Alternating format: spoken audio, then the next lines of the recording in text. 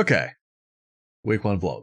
Let's go. I mentioned at the end of last week that I wasn't sure where I should be focusing my training. So naturally, I did what anyone would do. I turned to YouTube. About 50 videos later, I came across a video that shed some light on what I actually should be doing to learn fighting games. The vid was called Real Talk Understanding How to Get Better at Fighting Games by Maximilian Dude. Max broke down proficiency of fighting games into levels, but for my purposes, I'm only interested in the first at this time. I will, however, leave a link to the video in the description below for those who are interested. I might make a playlist in the future for useful videos I find. Level 1 can be broken down into 2 parts. The first is understanding your character, knowing how to maximize the damage your character can do, knowing how to punish with your character, and knowing how to defend. The second is knowing the system mechanics of your game.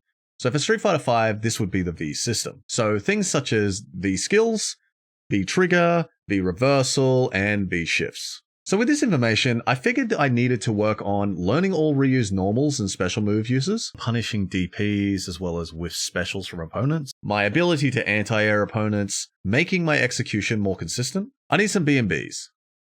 Bread and butter combos, for those of you who don't know. Basically, basic combos. I also need to learn the system mechanics for Street Fighter V.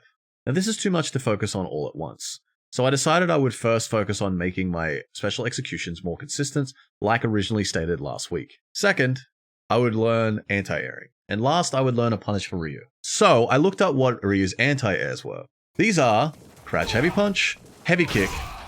I will mention, I did find while streaming this week, you can combo into Tatsu and critical art from this button on a crush counter.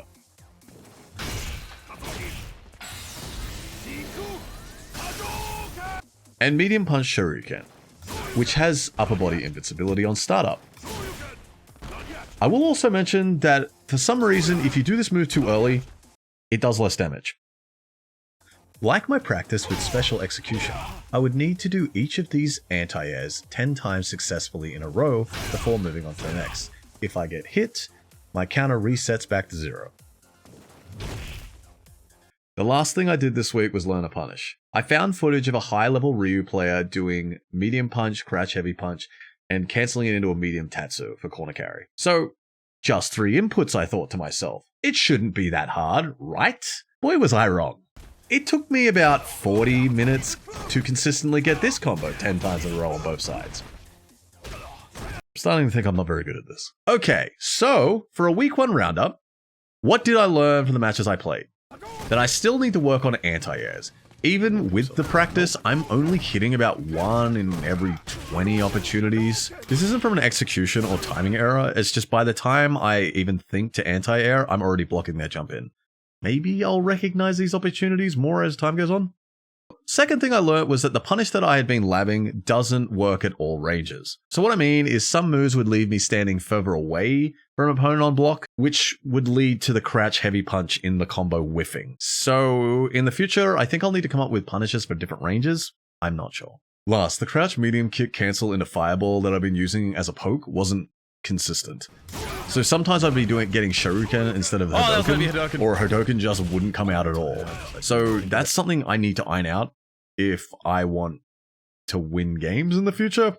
So what do I think of my current training regime? I think this week has been a bit all over the place, but now that I have kind of a direction, I'm hoping to see steady improvement in my execution, as well as my ability to anti-air people, because, God, so many jump hints. So going forward in week 2, I will be continuing doing 10 of each of the special moves in a row on each side, but I will be dropping Tatsu as it's the same input as a Hadoken, a quarter circle, but on the opposite side with a kick.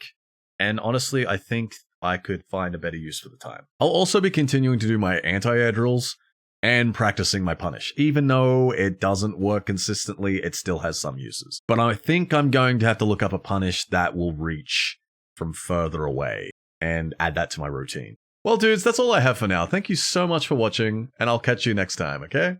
Till then, stay playful. Bye. And the last thing that And the last thing that I learned on this week was a punish. Going forward into week 2, 222. I can't speak, and it's starting to annoy. I will continue